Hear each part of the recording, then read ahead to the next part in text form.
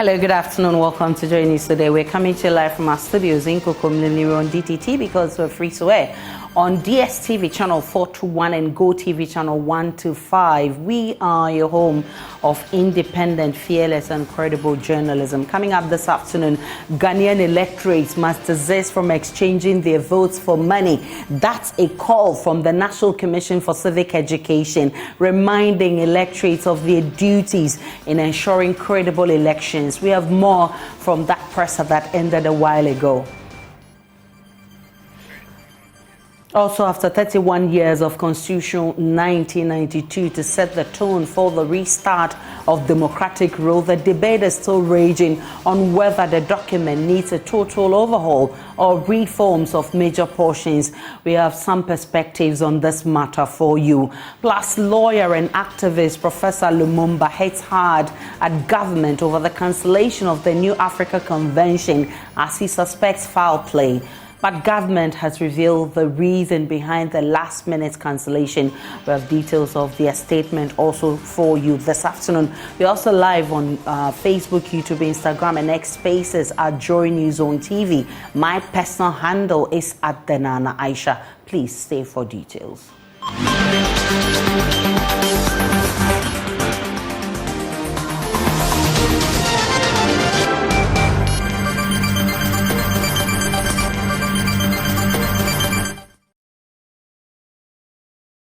The National Commission for Civic Education says vote buying was once again on the rise last year when a series of elections were held in 2023.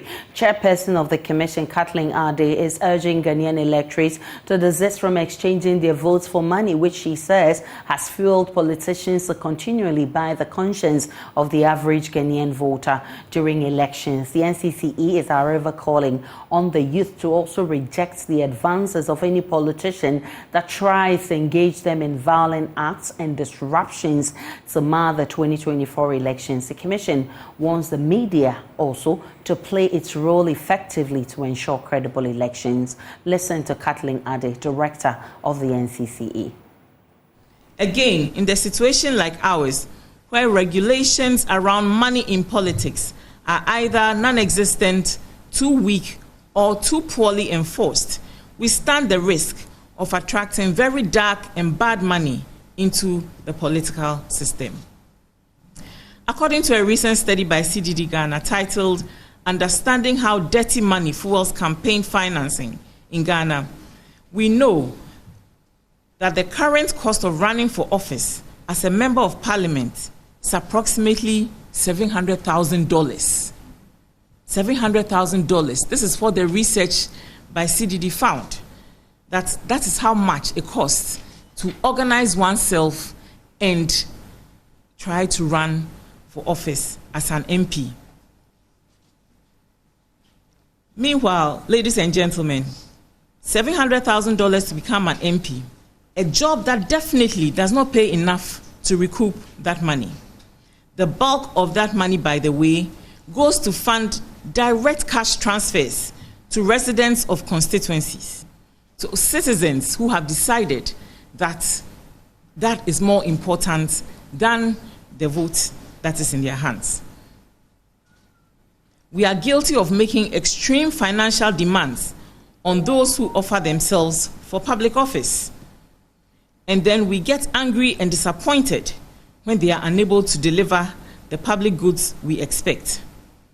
We are at a point where a major criteria for getting elected into public office is the candidate's ability to dole out cash to voters. It is time to own up to this terrible practice and commit to ending it. If we don't end it, it will end us.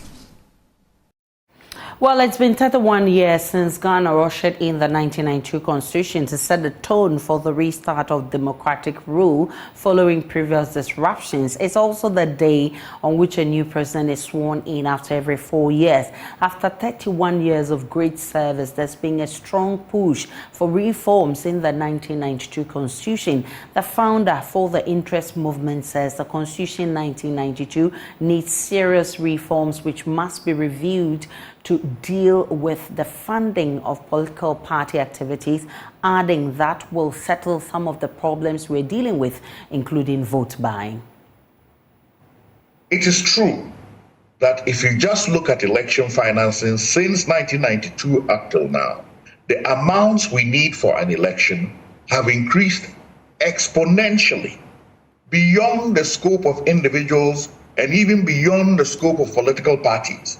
So much that they have to prepare in advance, either from looting the public purse to prepare for the election, or from going and in advance giving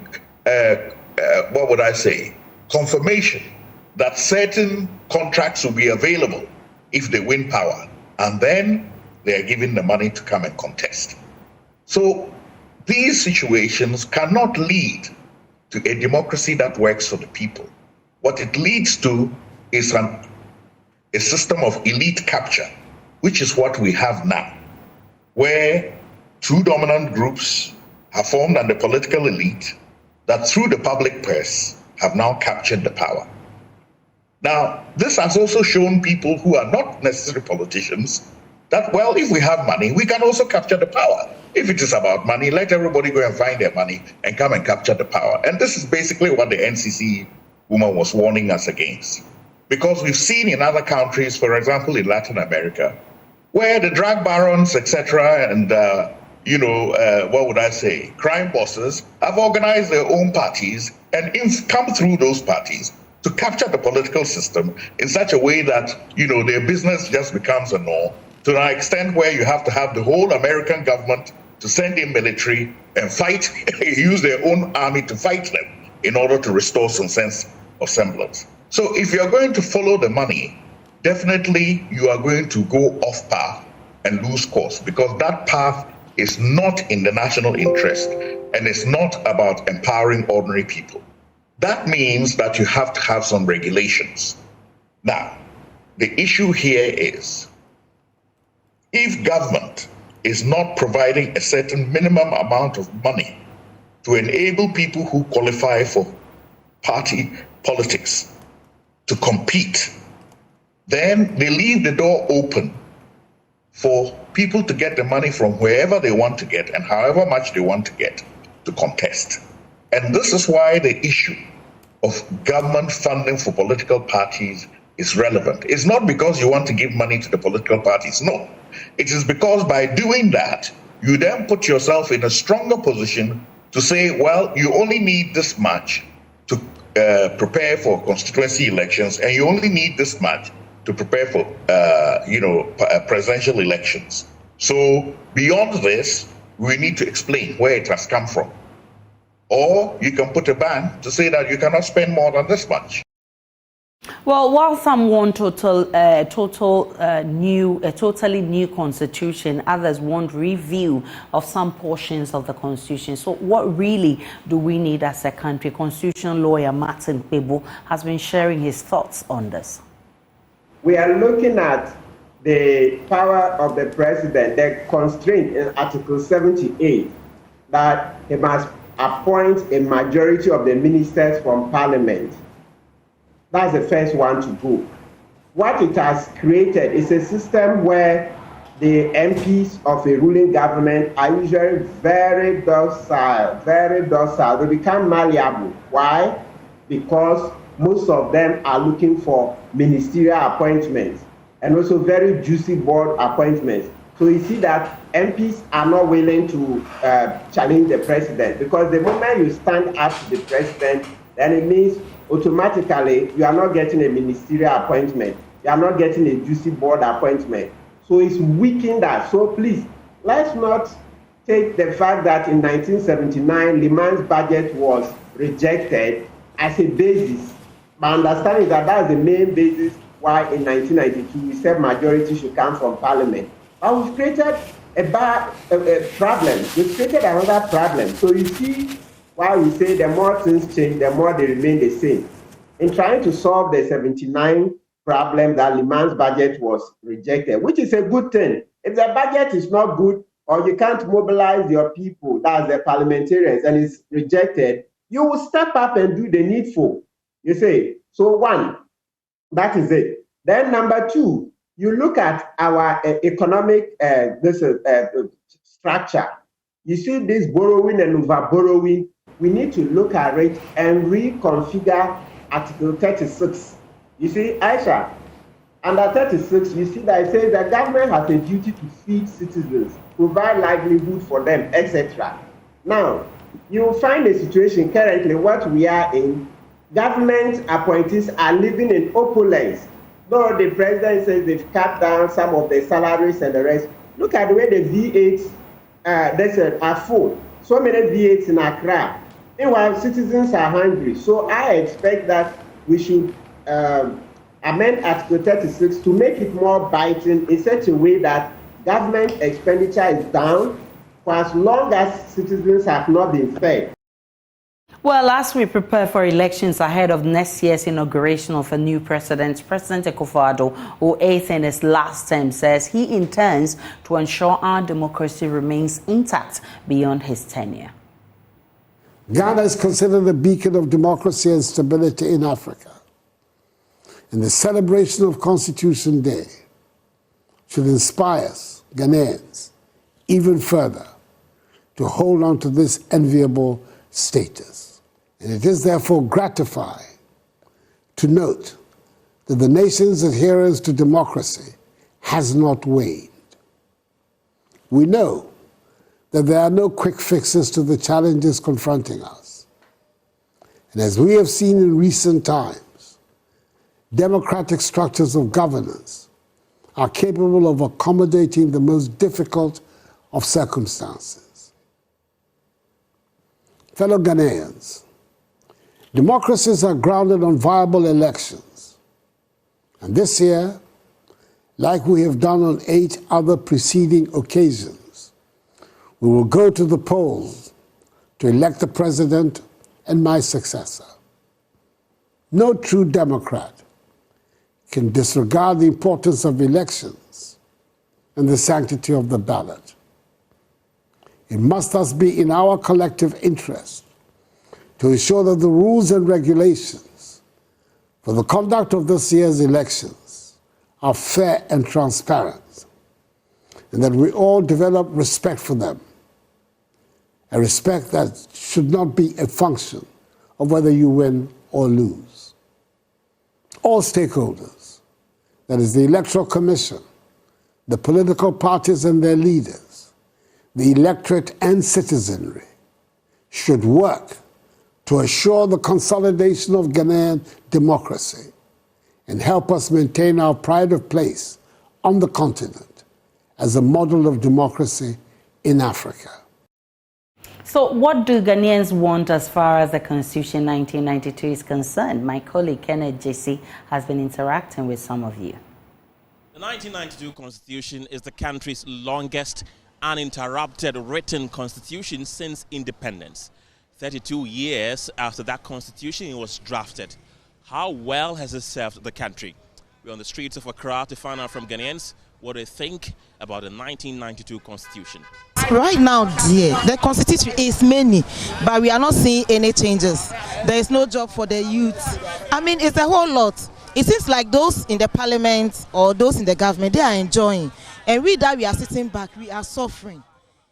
Maybe you can imagine one minister having 6 cars. And even the 6 cars too, government is fueling them. Even their house, they are not paying electricity bill. It will all go and come, then it will come and bill as we will pay everything. I mean, we are suffering. So I think the government should cut most of the costs. I mean, the traveling and the aspects. Some people can go on vacation. If they are going to, it's on first class plane. It's not economy or anything. So the government should cut the cost so that we the youth in Ghana here, we can also have a lot of jobs. We need jobs. We need jobs. It really needs to be amended because the system is different now. And I think now nobody kind of checks anybody. So these are our leaders, the president, MPs or other political gurus. Nobody checks them. They do whatever they want. Even like there's no system. Even our rent and stuff. Nobody checks anybody. Anybody can just build and give it any price at all they want. And they know definitely somebody else will come for it if you don't go for it. Yeah, you tell me a single room is 1,000 cedis per month. I mean, what are we doing? What kind of works is available in Ghana? How does it pay? And, you know, right now, we are here, we say we are suffering. The president is okay. Everybody, like these political guys, they are okay. They are doing just fine. And nobody is checking them. Nobody is even asking, how did this go? Unless it's time for accountability. Ghana Constitution, ni ministers, ni MP, bibliba yefano. You who for so was so Ghana ha. MP ko retire waje o man oje fie oje car emfaso ni so mano. Go you hu adwuma papa bi o mo ye ma Ghana up to now. There are too many MPs for a small country like Ghana. Ghana is almost 70 years, but we are still suffering. We need to slash the number of MPs to 16, one MP from each region. Ministers, MPs, at least 16 regions in Ghana. No, you use assemblies na sa regions no. You use minister bako and MP bako regions ni. And I'm who say ebeboa Ghana. Calls for an amendment of the constitution continues to grow from CSOs to ordinary Ghanaians. For Joy News, I'm Kenneth Jesse. Well, let's talk politics now, because President Akufo-Addo says that 3 years after the 2020 elections, he's still awaiting a congratulatory message from his main opponent, John Dramani Mahama, on his hard-fought victory. The president, while addressing the nation on the Constitution Day, emphasized the importance of a gracious acknowledgement in the spirit of democracy. There should be no lingering doubt about the legitimacy of the election. And the winning candidates on the conclusion of the process should receive the unalloyed support of all. That is how we can strengthen our democracy and the peace and stability of our nation. On a lighter note, 3 years on, I'm still waiting for my main opponent in the 2020 elections to congratulate me on my victory. I swore an oath on 7th January 2017, and again, 4 years later on 7th January 2021, to be faithful and true to the Republic of Ghana and preserve, protect, and defend the Constitution. I shall continue to do just that. But John Mahama's camp is not enthused about congratulating President. A spokesperson, Felix Kwachufusu, believes he doesn't deserve it, and this is why he says so. Why would he, in this day and age, at this twilight of his tenure as president, be demanding congratulations for elections that were held several years ago? And in any event, why would President Akufo-Addo expect to be congratulated when he clearly procured that victory through bloody means? As I speak to you, 8 Ghanaians who merely stepped out to observe these elections were gunned down in cold blood by rogue elements enlisted into the Ghana Armed Forces by President Akufo-Addo and his government. So now, not a whimper has been heard from him in terms of what is being done to seek justice for those who lost their lives. It would have been useful for him to have seized the opportunity of this address to update Ghanaians on what he was doing. If you shed blood to win elections, why should anybody congratulate you? Congratulations are reserved for those who play fairly, who play by the book, and win fairly. President Akufo-Addo does not fall into that category. So Ghanaians are not interested in this pursuit of vanity by President Akufo-Addo. He should focus on the important things that affect the lives of everybody in this country. One of the key speakers expected to address the New Africa Convention yesterday, Professor Patrick Lumumba, has taken on government for the sudden cancellation of the event. Several armed men formed a blockade at the Independence Square, preventing hundreds who had traveled from across the country and without from entering the venue last minute, leaving them stranded. Speaking at a crunch press conference later that night after the botched event, Professor Lumumba accused government of foul play but served warnings that the impending revolution will continue. There's more in this wrap by my colleague James Aveji. Power above us is cancelling the program. Who network power to them? Anger, chaos and disappointment for thousands as heavily armed police and military men stormed the Independence Square in Accra, where patrons had gathered to participate in a convention called by the New Africa Foundation, a movement running on the wheels of the new force. A political movement which had until yesterday only had a mask as its identity. Because you sent your men, Dampari, you sent your men, and then you have the order from above. You know the orders, and you know the powers. This thing is is it not in the remit of the Constitution? Hasn't it been organized within the remit of the law? So how can you tell us that the power above us is cancelling the program? Who network power to them? Who gave full power? Article 1 of our Constitution, what does it tell us? It says supremacy resides in the hands of the public, not in the hands of government. This is a state apparatus, not a government apparatus. This is a state apparatus. The group had secured the venue 2 months ago and heavily advertised convention, a platform provided to address the challenges of Africa's development. Speakers invited for the program included Julius Malema, a no-nonsense South African politician who has courted several controversies in the South African Parliament for his strong stance on issues of corruption and underdevelopment. Call is a call for African unity, not cooperation, collaboration or coexistence. Other speakers included activist Dr. Lumumba, who served as the director of the Kenyan Anti-Corruption Commission for 7 years and known for his profound and critical speeches. We are not at that venue. But is it not the wise to say when the world serves you a lemon, ask not for an orange, make yourself lemonade? We are here therefore to say that the message will be alive and well. His organization, the PLO Lumumba Foundation, seeks to mentor young Africans across the continent in various fields in an effort to radically change Africa's situation and bring prosperity to its people. Another speaker, Peter Obi, who took Nigeria by storm when he made significant inroads and nearly won the presidential elections there last year. Another anti-establishment African who believes current leaders are the cause of the continent's chronic economic problems. What I always say is that it is due to one problem, leadership.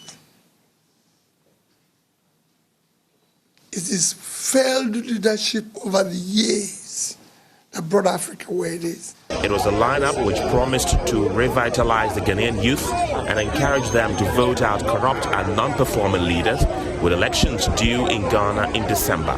Hundreds were seated in readiness for the thought-provoking speeches from the speakers until information got through that government had revoked the permission granted the New Africa Foundation for the convention. The organizers called it an embarrassment and said their guests and attendees were shocked and devastated. They immediately organized a news conference where the invited guests addressed the media. I've no doubt in my mind that there is a conspiracy of sorts by the elements that it should happen the way it has happened. So this is not an occasion for lamentation. It is an occasion for redoubling our efforts. This is the occasion for which the English word serendipity was created. It is a serendipitous occasion that heralds a great future for the continent of Africa. This is not the issue of colonialism. It is the issue I want us to start dealing with our problem. Educated people who are sitting in the boardrooms and they choose to be mute. And when they are mute while representing us, that means 1.4 billion Africans are mute. It is not the villager who is sitting at the boardroom table. It is the elite, the educated. So my son, what is our education doing to us? Speaking at the press conference, Nana Kwame Bediako, also known as Freedom Jacob Caesar or Cheddar, used the opportunity to surprisingly unveil himself as the man behind the mask. I am a son of this soil, and I can add value to humanity, and I came here to do that. I came here to add value to this world and to nature. I am not going to live here without God even being proud of me. And when I'm not here also, I want you to remember that I came. And I want my absence to be felt. And for that reason, I know you're looking for the man. But the man in the mask is sitting in front of you. What's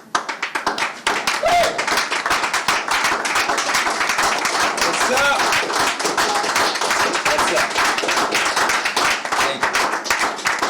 I am nothing to be scared of. I came to you as your salvation. I don't invest in myself alone. I am investing in you. Although it remains why the convention was stopped, Nana Kwame said he will in the coming days outdoor his policies for the rebirth of a new dawn. James Avaji's report, read to you.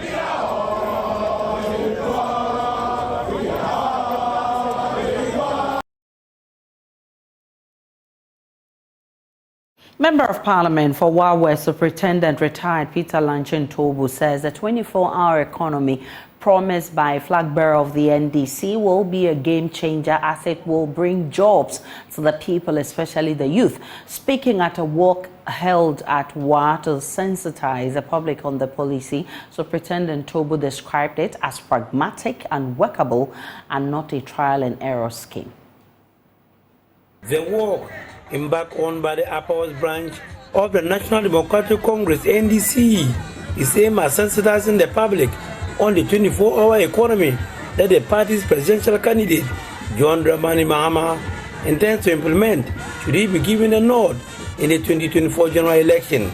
This they intend not to leave any stone unturned by sending strong message to all corners of the region in order to woo voters into their fold to enable them achieve total victory in the 2024 polls.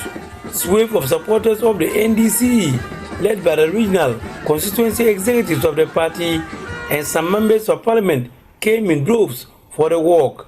The turnout was massive.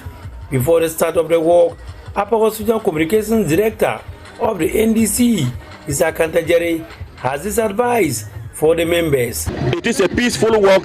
We are working to sensitize the general public of what His Excellency intends to do. So let's do it in moderation. Let us not overdo it, so that at the end of it all, we will record any casualties. We don't want to record any casualty. We want to work, exercise ourselves and become fit, so that come 2024, we will be able to annex power from the wobbling, from the corrupt, from the nepotistic government. The NDC party faithful walk, sing and dance to music from brass band and loud sound systems played on top of a care truck.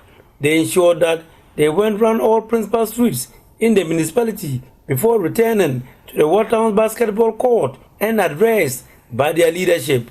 Member of Parliament for Wa West constituency, Superintendent retired Lanchin Peter Tobu, averred that the 24-hour economy proposed by the party's flag bearer will be a game changer as it will bring jobs to the people, especially the youth. That this policy of 24-hour economy is actually a savior. If you don't believe in it, listen to us. We will explain it to you and you get to realize that this is a very pragmatic policy.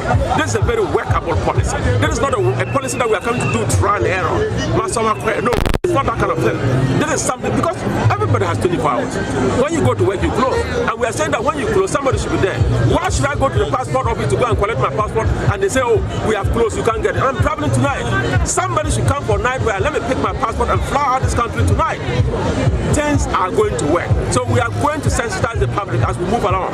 Let the people of WA, the people of Upper West know that come 2025, the 24-hour economic policy is a game changer. It's transforming, saying that the country is truly changing and the President John Dramani Mahama.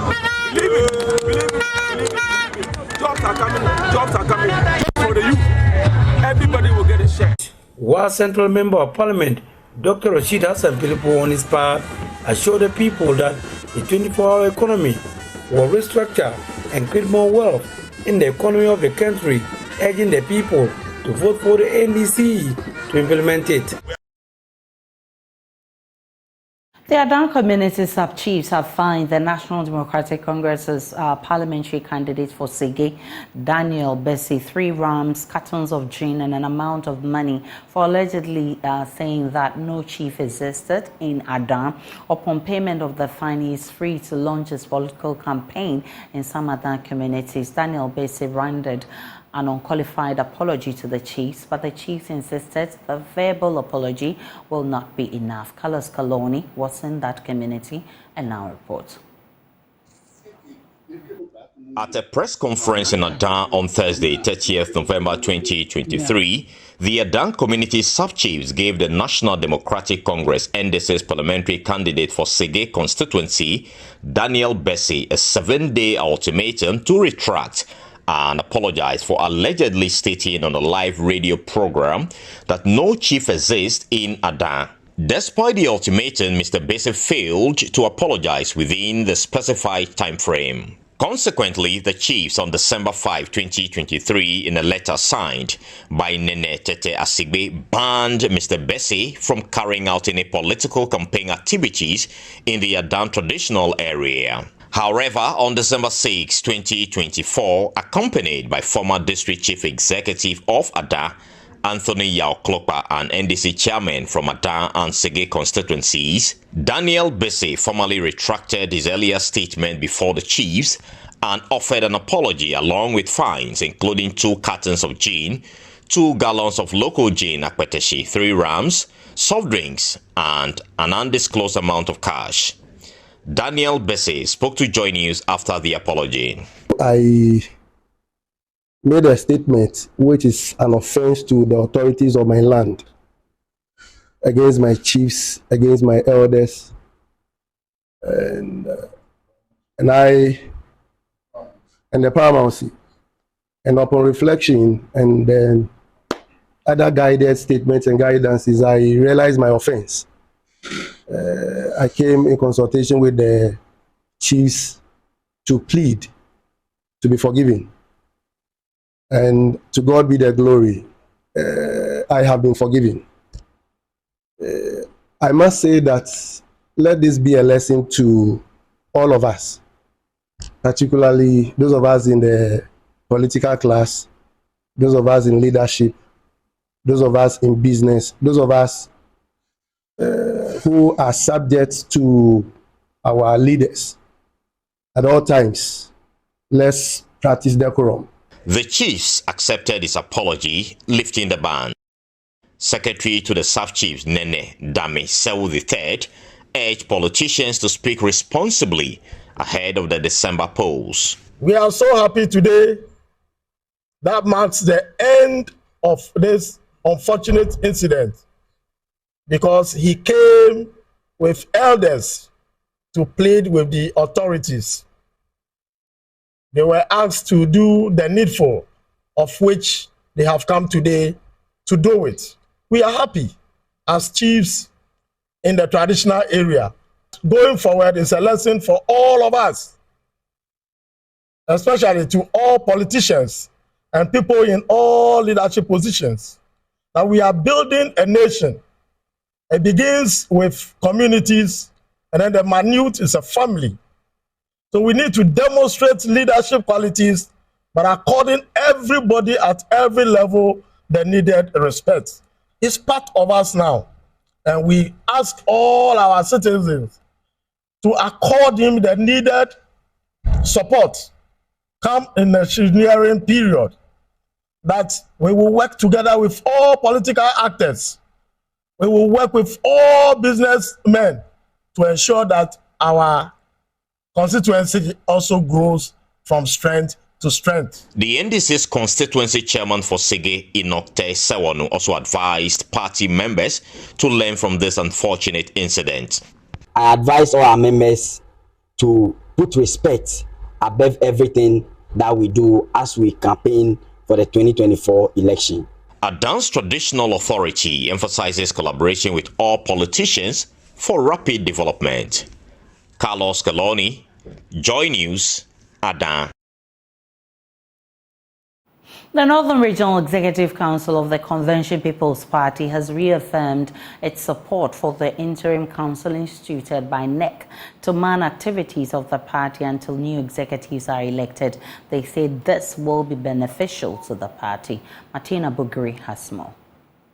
There was a crucial meeting between the interim Executive Committee of the Convention People's Party and the Northern Regional Executive of the party in the Northern Region. The meeting was to discuss the current issues within the party. Addressing the media after the meeting, Acting Regional Secretary Haruna Hamza called on supporters of the party to cooperate with the interim executive to work to restore the party's glory. We, the Regional Executive Committee of the Convention People's Party, CPP, in the Northern Region, reaffirms our support to the decision of the National Executive Council, NEC, of the party. We have faith and trust in the interim council put in place by NEC and its mandate, and encourage the rank and file in the region to work in unity and cooperation to restore the glory and values of the Convention People's Party. He said next decision cannot be overturned unless through Congress, thus legitimizing their decision. As members of the Regional Executive Committee, we know that National Executive Council remains the second highest decision-making body of the party, and therefore its decision cannot be overturned or reversed by any organ apart from the National Delegates Congress. This legitimizes the appointment of the interim council by the National Executive Council on the 5th of December 2023 in Kumasi. We advise all members of the party in the region to respect the NEC decision and reiterate that the Northern Regional Executive Committee will not hesitate to take disciplinary actions against any member who acts contrary to the Constitution of the Convention People's Party by associating with any activities of the deposed national chair and leader, Naran Frimpoma Sapon Kumankuma. Given the role of the Convention People's Party in Ghanaian politics, we cannot continue to derail from our objectives of rescuing the suffering masses from the hardship in the country. Secretary to the Interim Executive Committee, Nkrumah Butiu, who spoke to the media, said they believe the reshuffle within the party will help build the party, contrary to speculation that it will destroy the party going into 2024. The National Executive Council members are the representatives sent there by the grassroots. They are more or less, you can say, akin to our parliamentarians on the national level. So they are behind us. And at today's meeting, you can see that there has been a popular acceptance of the NEC position by the grassroots members here. The constituency executives are not part of the National Executive Council. They have said that they gave us their full support today, as they gave the support to the National Executive Council members in Kumasi on the 5th of December. So I assure you that the rank and file of the party is behind the party and the interim council. We'll take a break on Joy News today. We'll be back with business.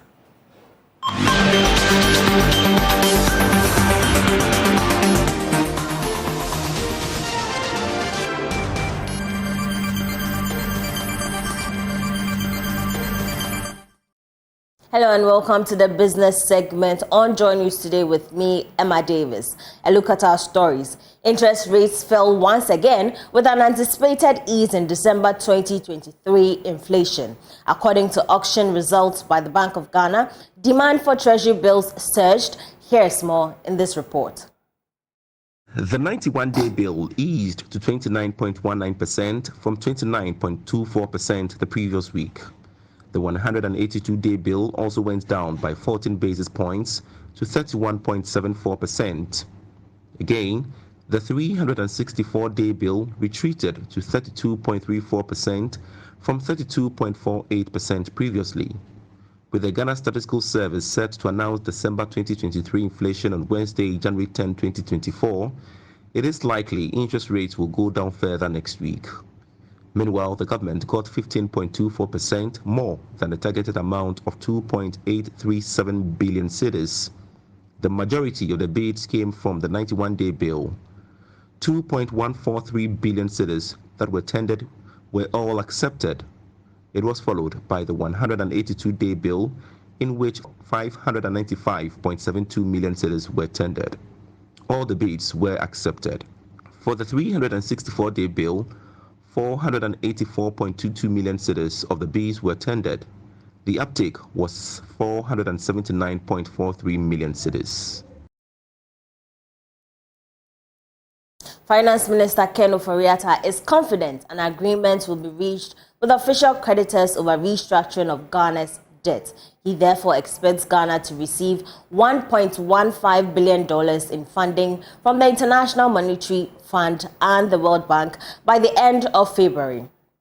The bilateral creditors, according to Bloomberg, are nearing agreement on the terms of a debt restructuring. Associate Professor of Finance at the Andrews University in the U.S., Williams Prepar, has been telling Joy Business why an agreement on a cut-off date for debt restructuring is crucial.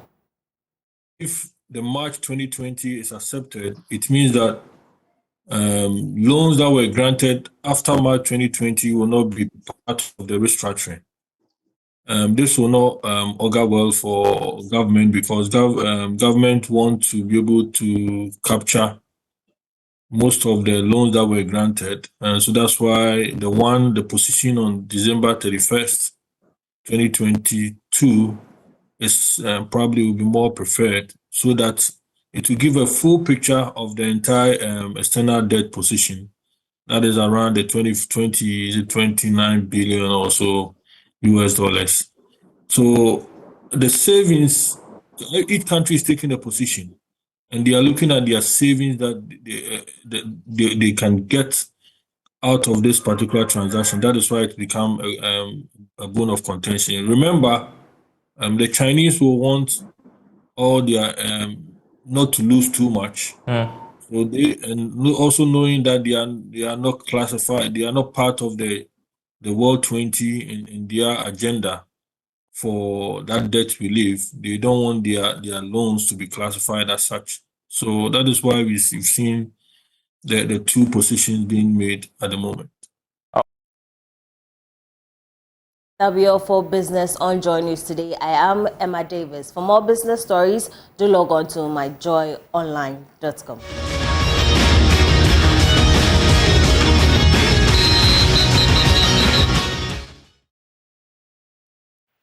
Let's do sports now on Joy News today with me, Muftau Nabila Abdullah. Former Black Stars midfielder Lai Kingston has called on Andrew Ayew and his teammates to win the confidence of Ghanaians in the African Cup of Nations. Speaking to my colleague Nathaniel Arthur, he noted that Ghanaians are not happy with the team due to recent drop performances.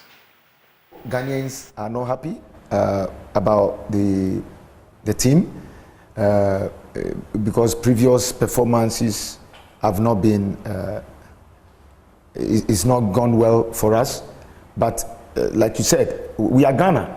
You know, we are Ghana. You go. I always say that everywhere you go in this country, you find quality players in the country.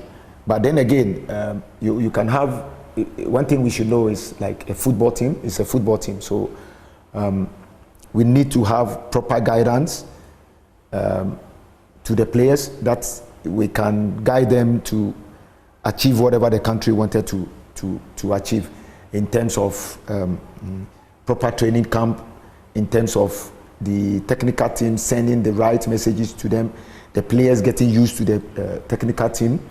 I know they went to camp very late, but most of the players that have made it to the final list, they've stayed with the technical team though. So already the players know the technical team and the technical team know the players as well. So the state that they are in now, the main focus is game plan to our first game in Ivory Coast. I know it's going to be tough. It's not going to be it's not going to be easy for the team, but the most important thing is our first game. If you get it right, I think we'll have a smooth tournament.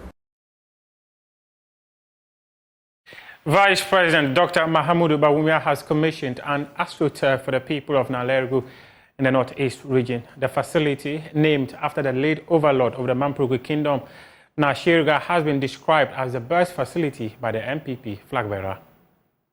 I would like to thank God for making this possible today. I believe, as always, that with God everything is possible. I want to really thank Wembley Construction Limited and Mr. Coleman here, who has been the contractor on this project. I'm very, very impressed. This is one of the best astroturfs I've visited in this country, and I've visited a lot of astroturfs.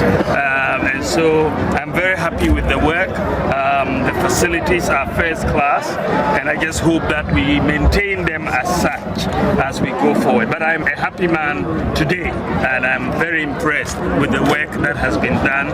I think that it will be a facility that will help sports and particularly football in Alergo Gambaga and its environs. And I hope that they will use it fully to get it done.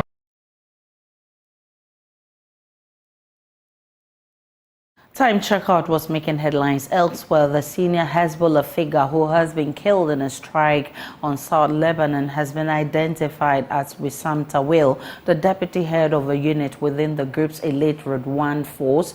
Reuters news agency reports, citing 3 security sources. Reuters says Tawil and another Hezbollah fighter were killed when their car was hit in a strike on the Lebanese village of Majdal Selm. This is a very painful strike. One of the security sources says things will flare up now. Hezbollah's leader Nasrallah has previously warned Israel not to launch a full-scale war on Lebanon. That does it for World News. That's how we also wrap up the bulletin this afternoon. Log on to myjournline.com for more of the news and updates of all the developing stories. My name is Aisha Ibrahim. Do enjoy the rest of our programs.